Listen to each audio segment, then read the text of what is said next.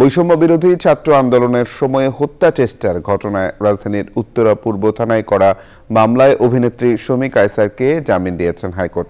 শুনানি শেষে বিচারপতি একেএম আসাদুজ্জামান ও বিচারপতি সৈয়দ এনায়েত হোসেনের বেঞ্চ এই আদেশ দেন। শমী কায়সারের আইনজীবী এবিএম হামিদুল মেজবা জানিয়েছেন, নারী ও অসুস্থতার বিবেচনায় তাকে ৩ মাসের জামিন দিয়েছেন আদালত। বৈষম্য বিরোধী ছাত্র আন্দোলন চলার সময় 18 জুলাই ইশতিয়াক মাহমুদ নামে এক ব্যবসায়ীকে হত্যার চেষ্টা হয়। এই ঘটনায় 29 সেপ্টেম্বর উত্তরা পূর্ব থানায় একটি হত্যা চেষ্টা মামলা হয়। সে মামলায় 5 নভেম্বর রাতে শমী কায়সারকে গ্রেফতার করা হয়। রিমান্ড শেষে শমী কায়সারকে 9 নভেম্বর কারাগারে পাঠান ঢাকার আদালত।